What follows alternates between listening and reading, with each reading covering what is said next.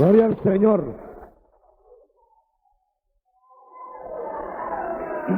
Damos gracias al Señor por la libertad de adoración. Queremos incrementar la libertad de adoración dentro del discernimiento, o sea, dentro del conocimiento espiritual. Así que no queremos juzgar, gloria a Dios, no queremos juzgar las cosas carnalmente, sino espiritualmente, para poder sacar bendición. Vamos a leer en la carta a Judas, antes de Apocalipsis, un versículo que vamos a leer esta noche para estudiar la palabra. Ya hemos terminado la carta a los Corintios y vamos a ver esta carta corta en algunos aspectos necesarios de conocer. Vamos a leer donde dice el verso 5 del único capítulo. Quiero recordaros, ya que una vez lo habéis sabido, que el Señor, habiendo salvado al pueblo sacándolo de Egipto, después destruyó a los que no creyeron. La temeridad de no creerle a Dios trae destrucción. La osadía de no creerle a Dios trae fracaso y trae un juicio, o qué podemos decir, trae algo que no podemos nosotros eludir. Vamos a orar por las peticiones y luego vamos a estudiar esta carta que va dirigida a los hermanos para mantener la seguridad en la fe. Vamos a elevar al Señor estas peticiones como que fueran suyas. Y queremos clamar al trono de la gracia. Padre que estás en el cielo, te pedimos por las notas que han llegado, por las peticiones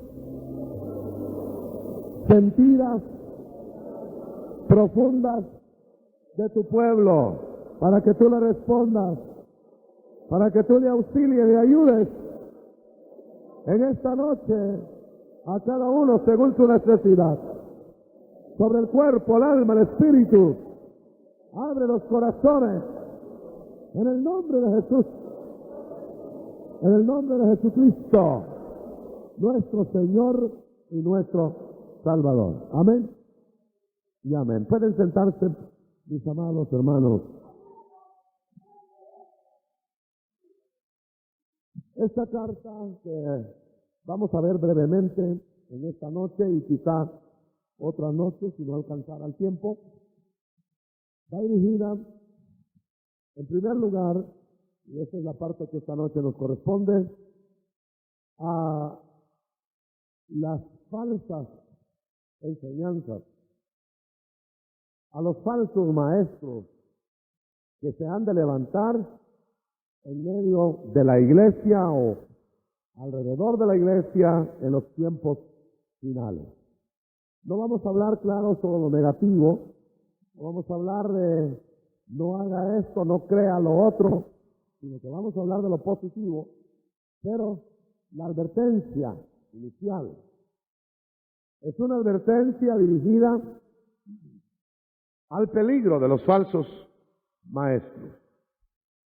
Claro, la falsedad tiene la astucia de no presentarse como tal. El día que la falsedad, el día que la imitación se presente como es, pues ha perdido todo su terreno. El día que usted encuentre una tela imitada y que diga al revés de la tela, esta es una imitación muy buena, usted no la compra. El día que diga, esta es una imitación de Casimir inglés o del Casimir de tal o cual parte, usted ya no lo compra. Pero usted va a encontrar al otro lado de las telas imitadas, va a encontrar la marca legítima, hasta en la parte más visible.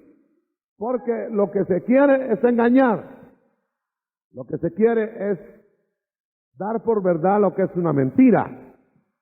Y usted sabe, hermano, que el padre de mentira, ¿quién lo fue? Desde el principio. Por eso el apóstol o el siervo Judas, en esta carta en que se da la seguridad al creyente de lo que tiene, pero que debe verlo con los ojos espirituales, advierte de que las cosas del Espíritu, cuando suceden y cuando se están enseñando, necesitan mentes espirituales para ser vistas. Es decir, si el Evangelio fuera una explicación sencillamente intelectual, no se apelaría al Espíritu. Se apelaría a que usted afinara los sentidos de su intelecto. Se apelaría y se diría, despierte su mente, razone bien, sea lógico en sus conocimientos. Pero no es así, usted no encuentra en la Biblia que se apele a tales cosas. Al contrario, dice, las cosas espirituales se han de ver, se han de discernir espiritualmente. Porque al que no las discierne en el plano espiritual, le parecen locura, porque chocan con la razón humana. ¡Aleluya! Desde el principio fue así, hermano. Le pareció un poquito irrazonable, le pareció un poquito fuera de lógica a nuestro padre Abraham, a nuestro padre Adán. Abraham también tuvo sus contratiempos, pero el padre Adán le pareció muy raro cuando le insinuó la señora. Las señoras a veces, a veces le insinuó que le habían dicho que Dios no era muy exacto en lo que había explicado. Le sugirieron por ahí, usted sabe de qué fuente, le sugirieron que Dios estaba vedando aquella ciencia del bien y del mal y de la vida, la estaba vedando porque no quería que fueran como Él, que tuvieran conocimientos como Él, como Dios. Así que desde el principio hemos visto eso. No es sorprendente que ahora sea la misma cosa. Entonces tenemos en este caso con la carta a Judas que se nos advierte de ese peligro. Es un peligro muy grande, hermano, que se sugiere, se pone en tela de duda la cuestión de Dios y entonces la mente empieza a trabajar. La mente empieza a razonar. Si usted razona el Evangelio, yo le voy a decir que va a llegar a conclusiones absurdas. Por ejemplo, ¿a quién se le podía ocurrir, humanamente hablando, que el precio del pecado fuera pagado con sangre? Sangre.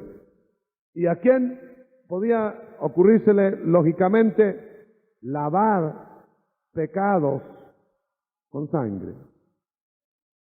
Es un asunto fuera de razón. Es fuera de razón el acto del Calvario, definitivamente. Y la Biblia lo asegura. El apóstol Pablo dice, la locura de la cruz. A Dios le pareció bien, dice, que por la locura de la predicación llegara a la salvación. Note usted, No dice por la lógica de la predicación, ni dice por lo bien razonado de la predicación, sino dice por la locura de la predicación. De tal manera que el intelectual, y tiene lugar el intelectual también, por supuesto, pero el intelectual tiene que bajar su logística, su táctica razonadora, tiene que bajarla y tiene que ver con ojos de fe, espiritualmente, si no, no ve. Si los grandes de este mundo, y lo dice la Biblia, hubieran entendido espiritualmente quién era Jesús, no lo llevan al Calvario. Si estos preclaros en conocimiento humano, si esta gente muy, digamos, profunda en conocimiento humano hubiera adivinado, hubiera atisbado en el Calvario el asunto de la salvación, no hacen lo que hicieron. Eso es claro. Pero puesto que estaban cegados y puesto que no veían y puesto que no entendían y puesto que no razonaban, o si razonaban no alcanzaban, pues no tuvieron a la mano el entendimiento del asunto. Y un simple ladrón que no tenía que estudiar mucho para robar, que no había desarrollado su mente sino con astucia nada más para pecar, le revelan el drama del Calvario y lo entiende en un minuto. Gloria a Dios. Y hermano, ¿sabe usted que ese minuto le bastó para que ese mismo día estuviera en el paraíso? Ahora, claro, esto dice a alguien, qué tremendo, ¿cómo es posible que ese hombre, sin haber estudiado y sin haber hecho teología, al paraíso de una vez? Por eso yo entiendo, hermano, cuando la gente cree que es la teología la que lo lleva a uno a la salvación y al paraíso de Dios. Yo digo, pues, ¿qué teología tendría el ladrón? Y si alguno seguro que está en el paraíso, es el ladrón. Porque el Señor le dijo, hoy estarás conmigo en el paraíso. Usted ha leído eso, gloria a Dios. Pero viendo acá la carta, note usted el verso 5 que leímos. El Señor, habiendo salvado al pueblo, se refiere al pueblo de Israel, habiéndolo salvado de Egipto, habiendo trabajado con ellos, habiéndoles hecho milagros, habiendo movido lo sobrenatural, habiendo hecho agua de la roca, habiendo dado pan del cielo, maná, destruyó después a los que no creyeron. Y dice ¿después de qué?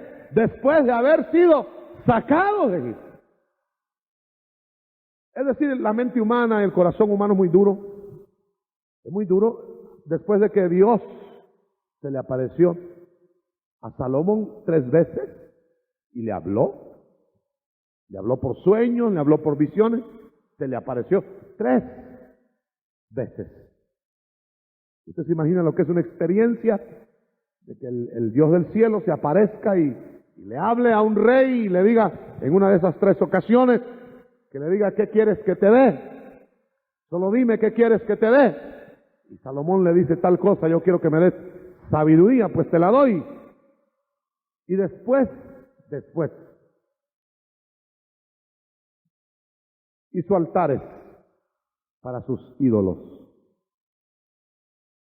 El hombre es muy duro, que no se crea que porque la bondad de Dios y la gracia de Dios nos alcanza, nos transforma tan instantáneamente que ya somos angelitos del cielo, de 6 alas, ni siquiera de 2. Juan el Bautista, El hombre más grande nacido de mujer, dijo Cristo. Le enseñan sobrenaturalmente quién es el Cristo y le dicen: ese es, ese que está siendo bautizado por Espíritu, ese que bajó el Espíritu sobre él, ese es. Y sin embargo, después pregunta si será él o vendrá otro. ¿Cómo es el hombre? Es muy duro. Nosotros tenemos épocas como de creer y épocas de no creer, ¿verdad? Así como tenemos épocas de calor y épocas de frío, así somos. A veces estamos muy llenos de fe y levantamos las manos como que vamos a volar. Y a veces venimos con las manos caídas y las rodillas paralizadas. Con la misma facilidad que tocamos el cielo, tocamos el cieno. Ese es el hombre. Por eso, y el enemigo, el diablo, lo sabe. Sabe que somos de una pasta parecida, ¿no? Y no se escapan de esto ni los grandes hombres de Dios, ni los grandes gigantes de la fe, como Elías. No se escapan. Dice la Escritura que nosotros somos de iguales pasiones como Elías. Lástima que no somos de la fe de Elías, pero de las pasiones sí. En eso nos parecemos. Y usted va a leer la historia de Elías, y Elías, en cuanto está en el Carmelo hasta arriba, pidiendo fuego del cielo y cayendo fuego del cielo, después está encuevado en un desierto, deseando morirse. En cuanto se siente muy poderoso con Dios, allá al rato se siente muy débil. Ese es el hombre. Nosotros no podemos vanagloriarnos de ser fuertes, de haber alcanzado perfecciones que nos inmunicen al pecado. Tenemos que, con vergüenza, tenemos que decir cada vez: Señor, sé propicio a mi pecador. Así es. Y la historia humana lo prueba, y usted mismo puede examinarse y va a ver que ayer necesitó pedir perdón y hoy necesita pedir perdón y mañana va a necesitar pedir perdón. ¡Qué misericordia en el Dios del cielo! Gloria a Dios. Es muy sospechosa la gente que nunca pide perdón. ¿No le parece a usted que es una gente muy fuera de serie? Es como que diríamos extraterrestre. Gente que siempre es muy buena. Y usted nunca los ve pedir perdón. Nunca. Jamás. Entonces, ¿y sabe qué es lo que pasa? Que ellos por dentro creen que no tienen necesidad de pedir perdón. No son tan malos. Equivocaciones, cualquiera las tiene. Debilidades, no se diga. Y por eso no pide perdón. Pero dice el Señor que es bienaventurado aquel cuyas transgresiones han sido perdonadas. Y que no tiene empacho en decir: Señor, he pecado. Que no empieza: la culpa la tiene la iglesia, la culpa la tiene el pastor, la culpa la tienen los ancianos, la culpa la tiene el diablo, menos él. La señora también. Ese problema que le endosan a las mujeres siempre de que ellas, como viene desde Eva, ¿no? La mujer que me diste, como quien dice, mire que el hombre ahí sí que de una vez se dibujó. Porque le dice a Dios: ¿con qué caíste? Le dice Dios. Sí, le dice, pero es que eso fue por la mujer que me diste. Tú me la diste.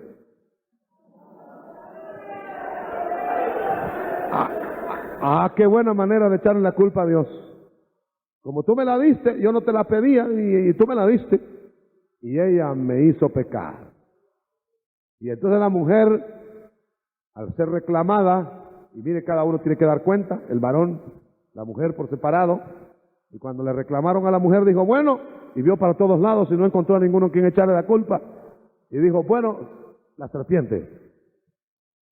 Y ese bicho, hermano, ese bicho de la serpiente es la excusa de hoy. Cualquier falta, cualquier carnalidad, cualquier pecado, ya ni siquiera se pone colorada la persona propietaria de ese pecado, sino que rápidamente dice, fue el diablo. Bueno, ya sabemos que el diablo carga con todo. Pero ¿para qué echarle más carga? Ya no aguanta con tantas que lleva. Y cualquier cosa, el diablo fue, así que corran al diablo. Pero es muy bueno que hagamos un alto y nos enteremos que el diablo sería un pobre diablo si no hubiera cristianos que le dan lugar. Si no hubiera carne que trabaja, que funciona, que se desarrolla hacia el pecado. Si no hubiera puertas que nosotros abrimos. Es muy proverbial que el hombre que le gusta echar la culpa al diablo y a otros no cierra la puerta de sus asuntos. Deja entreabierto como que le tocan la puerta y sabe que es pecado lo que viene. La abre, mira y dice, no. Cierra, pero vuelve a entreabrirla. Eso es así. Y es ahí donde el enemigo trabaja. Sabe que hay una intención de abrir paso. Como aquel que sabe que la tentación está a la vuelta de la manzana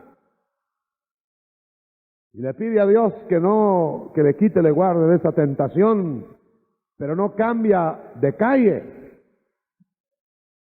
y pasa por donde mismo, ¿verdad? Eso es una invitación al pecado. Es un ir necio al terreno peligroso. Pero yendo al tema del verso 5, sabemos nosotros que Dios tiene una paga ineludible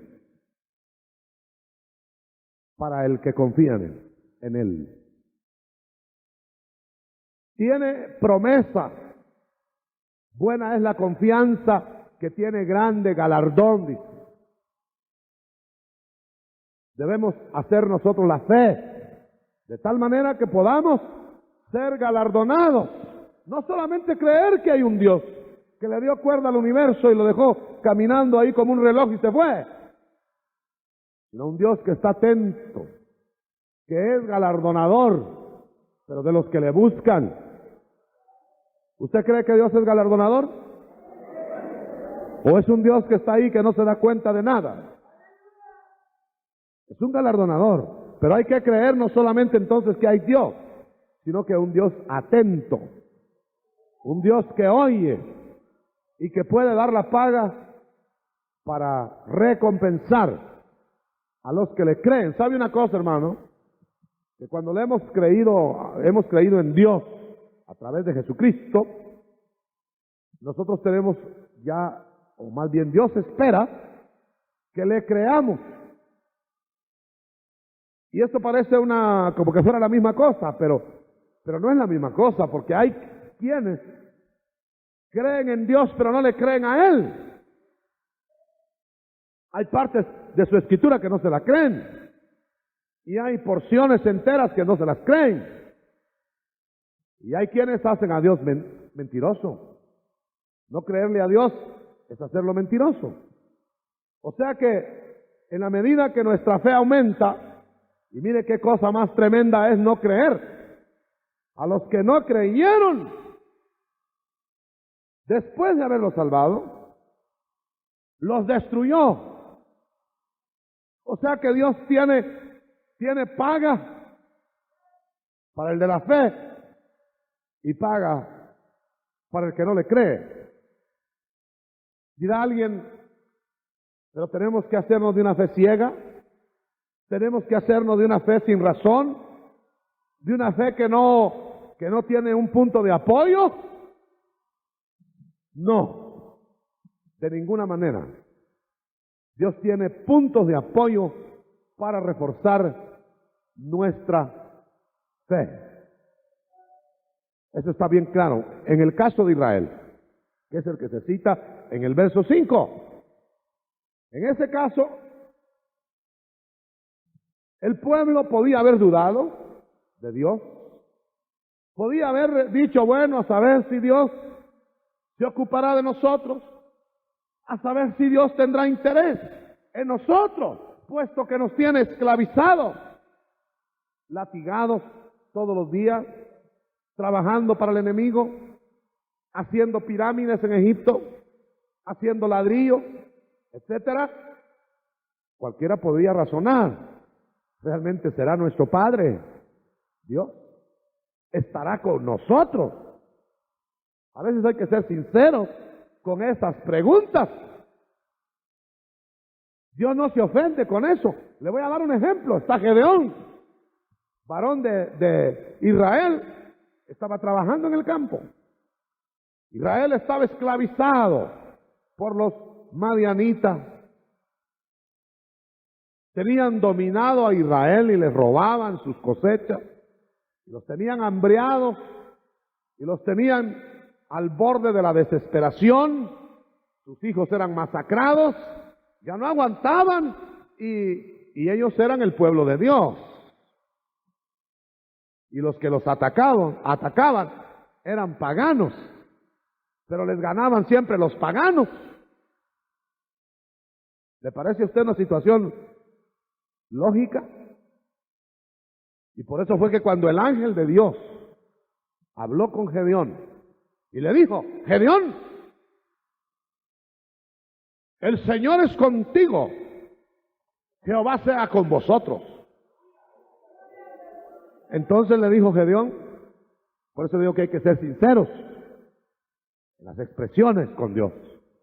Y Gedeón le dijo, bueno, ¿cómo es que Jehová está con nosotros? Yo me imagino que hasta se sonrió.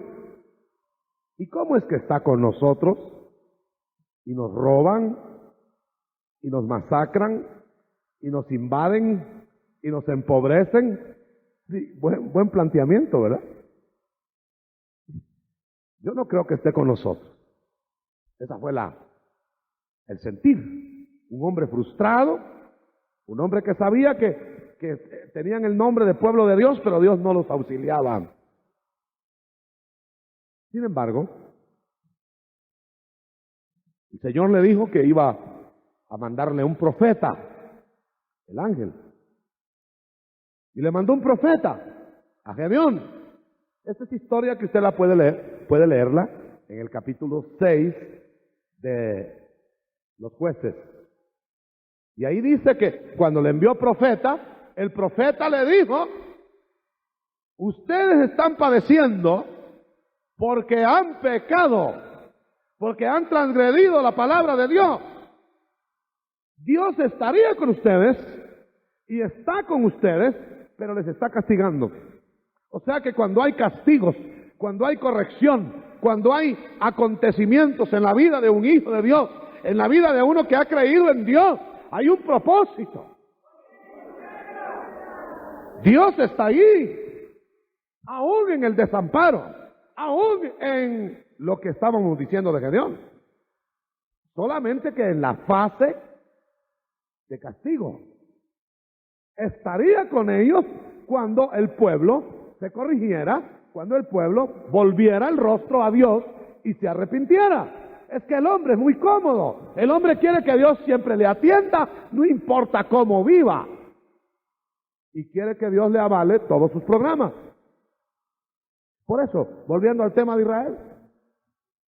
Israel había creído en Dios, pero no tenía fe suficiente en Dios. Y por eso es que los llevó por el desierto. Y note usted, hermano, ¿qué hubiera hecho usted?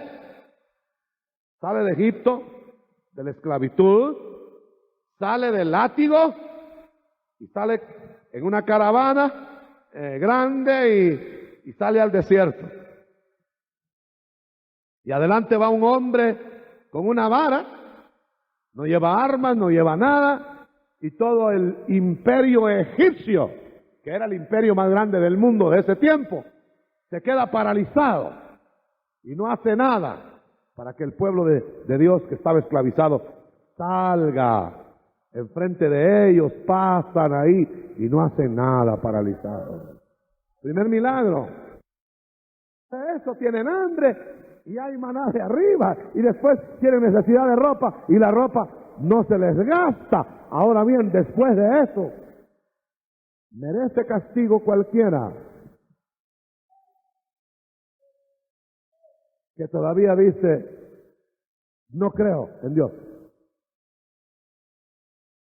Eso es lo que dice acá. O sea que la fe de Israel no era una fe ciega. No era fe ciega tener el apoyo de un mar abierto. No era fe ciega tener agua en el desierto. No era fe ciega tener maná. No era fe ciega cruzar el río Jordán. Y es figura. Hermano, el verdadero cristiano no tiene fe ciega. Tiene puntos de apoyo. Tiene Jordanes que se han abierto. Tiene mar rojos que se han abierto. Tiene agua de la roca. Tiene maná. Tiene... O no puede atravesar el desierto. Por eso yo puedo decirle, y lo digo por experiencia personal, de años,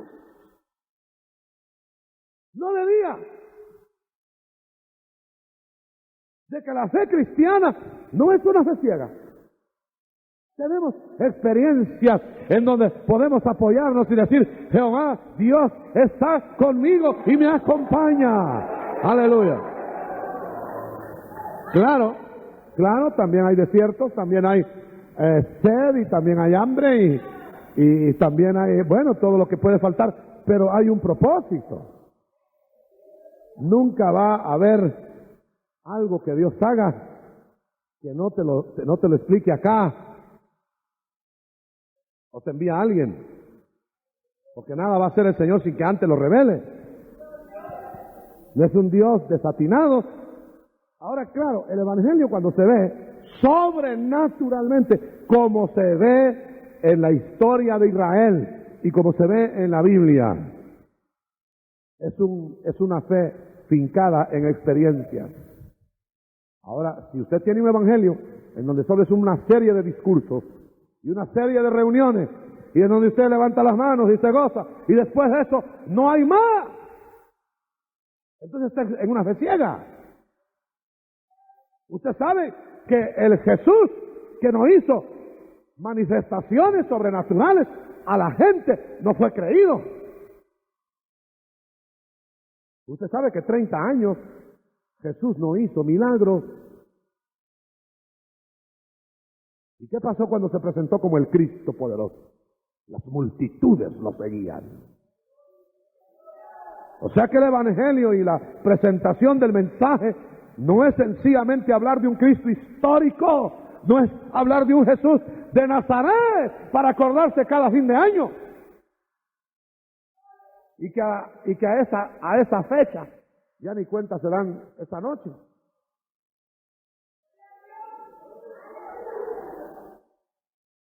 El Evangelio es mucho más.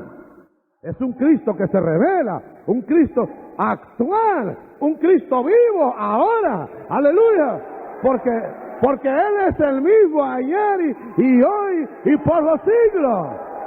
Aleluya. ¿Cuántos dan gloria a Dios? Aleluya. Un Cristo que nos emociona a 2000 años plazo. Bueno, digo que me emociona a mí. Y espero que a usted también. ¡Gloria a Dios! ¿Cuántos años de haberle conocido, hermano? Me he encanecido conociéndolo. Y para mí es una experiencia que todavía me emociona y me rueda lágrimas y me hace reír. ¡Y aleluya! Bueno, con todo el entusiasmo lo predico. No es un cuento que me contaron. No es una lectura de un libro. No es una serie de discursos que los oye uno y otro día ya no se acuerda. Es una experiencia viva cada día. Es cierto que experiencias a veces duras en el desierto, pero también en Canaán, en la tierra de abundancia, en la tierra de anchura y de vida completa. Si el hombre natural, el hombre que no sabe de esto, por la vía espiritual, supiera que esto es así, lo querría. Lo que pasa es que o ha visto mucha gente que de eso no tiene nada, o cuando encuentra a una gente que tiene algo de eso, no se lo cree. Gloria a Dios. Gloria al Señor. Hay 3 ejemplos aquí que no podemos dejar pasar por alto. El primer ejemplo lo pone en cuanto va a hablar, y no vamos a tener tiempo en esta noche, pero vamos a hablar en otra noche, de los falsos maestros, las falsas doctrinas. Habla de 3 ejemplos que Dios pone de cómo Él no perdonó a los que no le creyeron.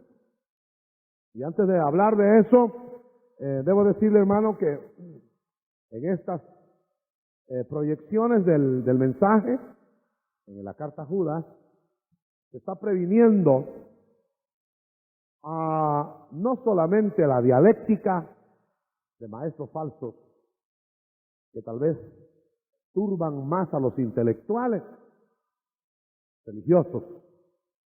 Está hablando también del peligro de espíritus engañadores, doctrinas de demonio.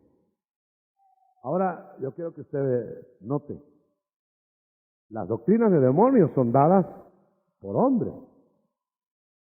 No son los demonios mismos los que están ahí en el aire susurrando, sino que son hombres que se dejan tocar por espíritus falsos. Y entonces dan doctrinas de demonios. Eso quiere decir que hay que cuidarse del peligro de los falsos espíritus que flotan. Esta es aparte de lo que es el falso conocimiento. Estos son espíritus que súbitamente pueden tomar a una persona y hacerla hereje o herética de repente. Desviarla, hacerla falsa, engañadora. Influencias de espíritus.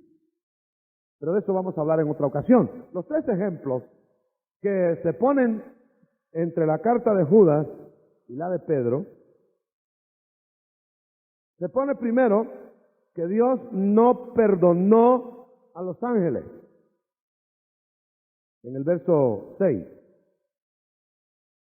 Dios no perdonó a los ángeles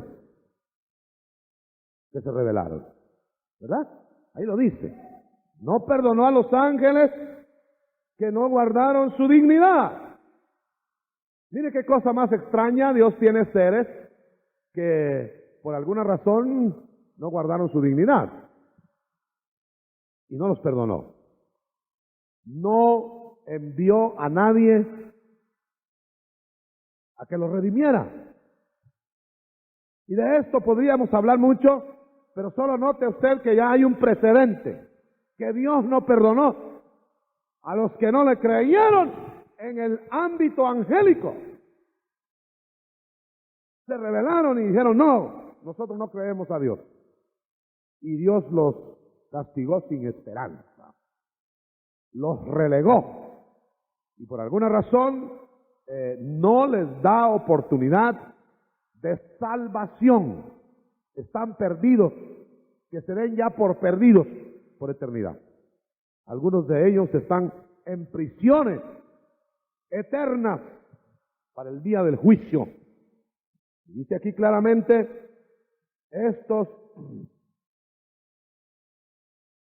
han rechazado las autoridades, etcétera. Habla de una serie de cosas porque los asemeja a ellos. Es decir, a los ángeles que no guardaron su dignidad, los asemeja a los falsos maestros. O sea que ser un falso maestro de la palabra en la tierra es una rebelión a Dios. Es no reconocer la autoridad y no reconocer la dignidad de Dios. Usted sabe, hermano, que el pecado primario, pues no fue matar. El primer homicida fue en medio de una tierra ya caída.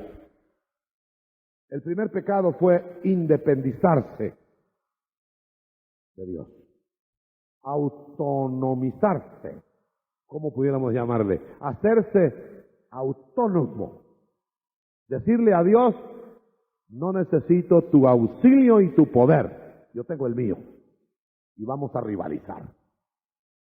Y aunque parece ridículo, un Luzbel rivalizando con el Creador Todopoderoso, ¿qué esperanzas tenía de ganar? Estaba perdido. Parece ridículo. Sin embargo, vamos a ver en el final de los tiempos al hombre que es más pequeño que Luzbel. Lo vamos a ver queriendo pelear con Dios. Y lo vamos a ver diciéndole: Señor, vamos a ver quién gana. Y poniendo los misiles para arriba.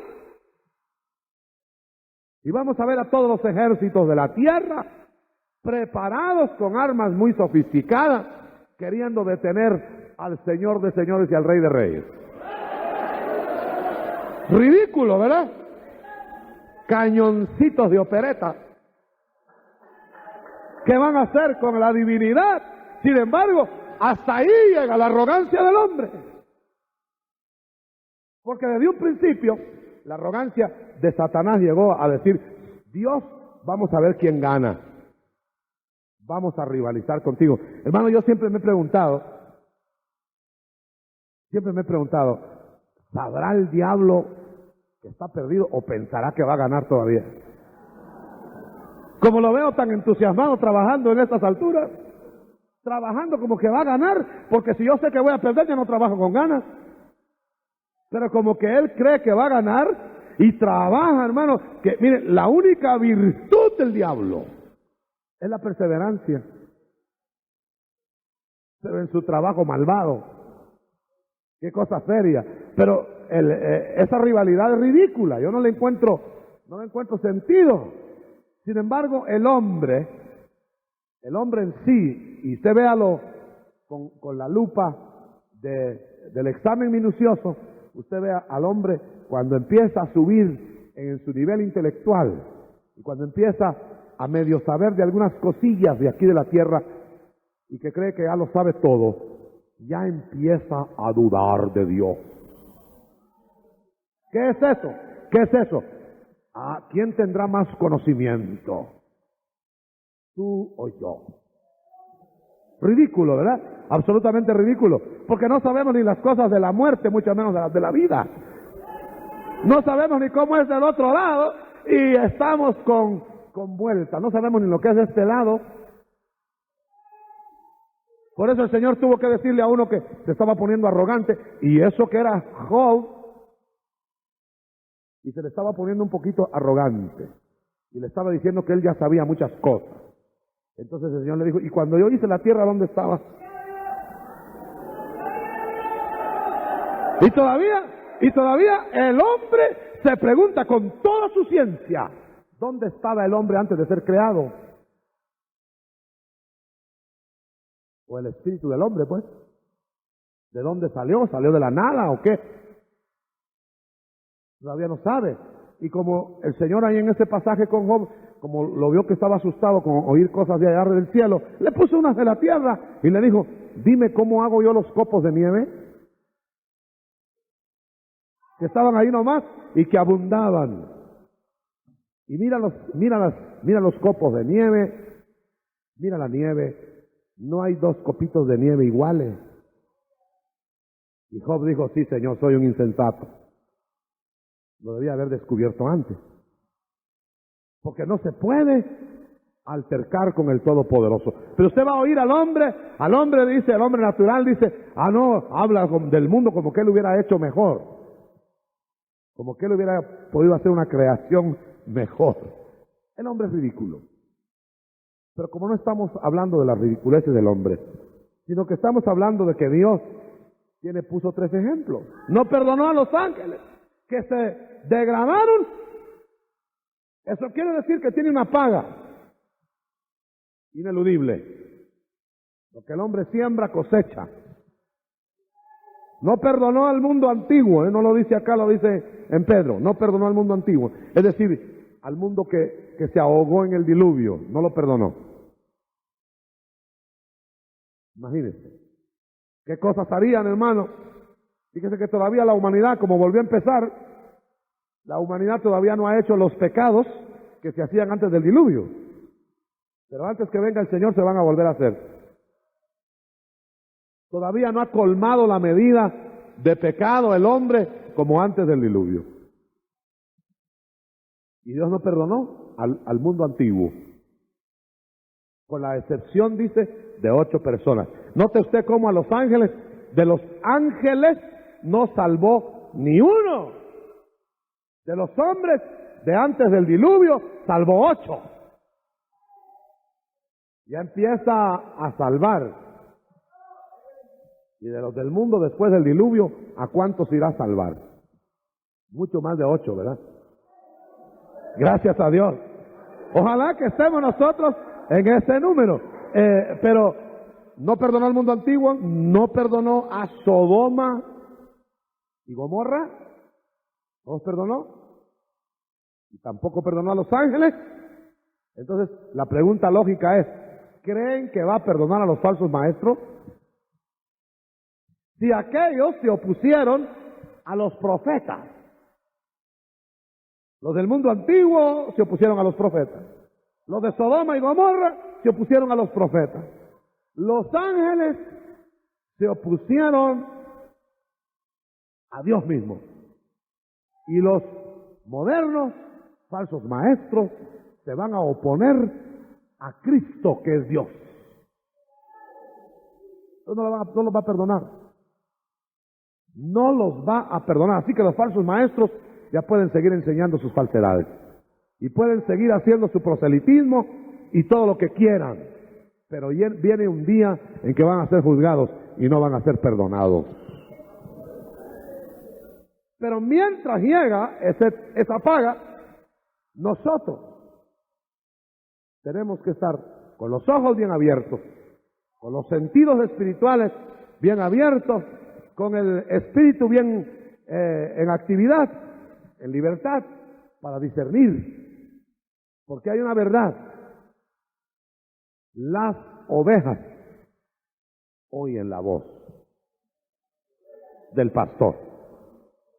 Y las que no son ovejas, dice, oyen la voz del extraño. Las que son ovejas no oyen la voz del extraño. Interesante. O sea que hay aunque no haya un conocimiento de teología profunda, porque es la tonalidad de la voz la que se va a hacer distinguible. No es ni siquiera lo que dice, es la tonalidad. ¿Me estoy explicando, hermano?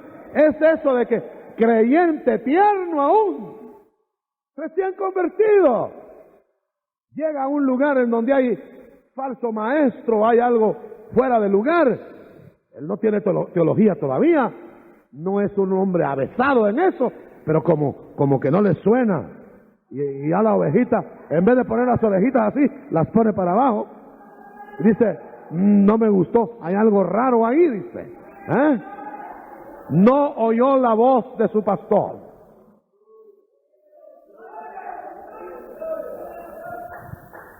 El Pastor del Redil se llama un libro muy lindo que usted podía comprar,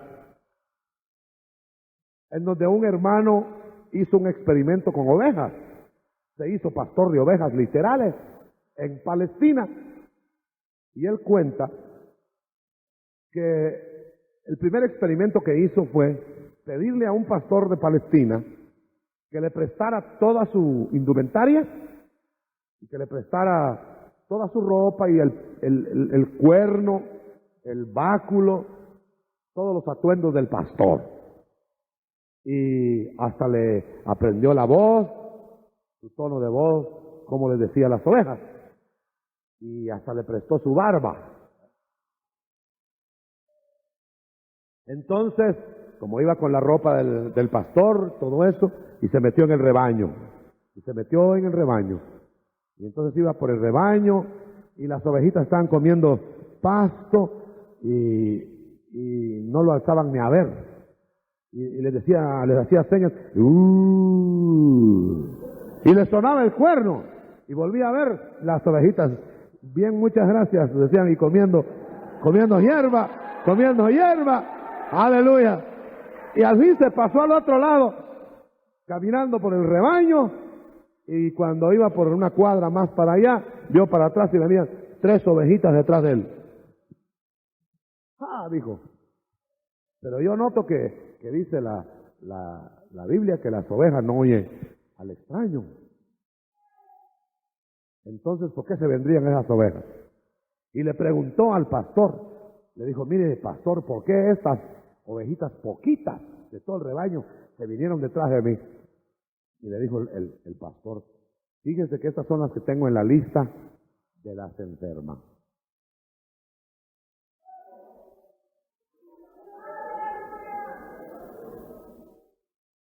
Eso lo puede leer usted en el libro, hermano. No va a creer que yo lo estoy inventando a propósito esta noche. Ahí está en el libro. Y dice que también notó otra cosa que se la voy a pasar ahorita si no compre el libro. Y dice que notaba que había ovejitas. 2 cosas le voy a pasar que son muy interesantes. Había ovejitas que en la noche pateaban a las otras ovejitas. Y para allá, y para acá no las dejaban dormir. Y cuando averiguó qué era la pateadera, se dio cuenta que todas las ovejitas que pateaban eran las ovejas mal alimentadas. Las que comían bien en el día, en la noche, mire, pierna suelta. Pero las que no comían bien, pateando, mire, irritadas. Cualquier parecido es pura casualidad.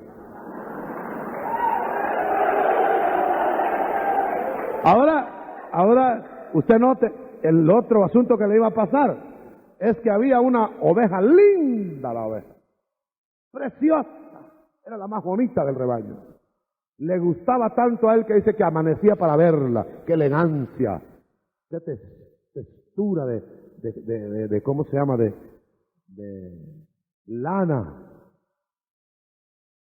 Pero siempre era muy pagada de sí mismo y siempre andaba mostrando su figura. Se había dado cuenta que era la más hermosa del rebaño y le gustaban los montes y le gustaban las orillas de los barrancos, y entonces la había tratado de corregir con la vara, y le había dado con la vara, y le había dado mucho con la vara.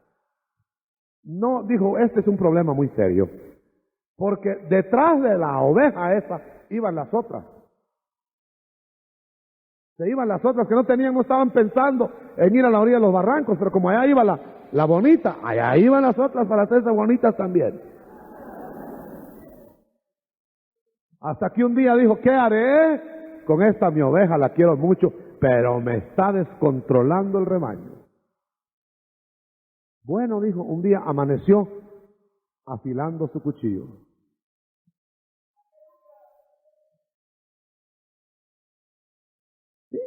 Ahí, léalo.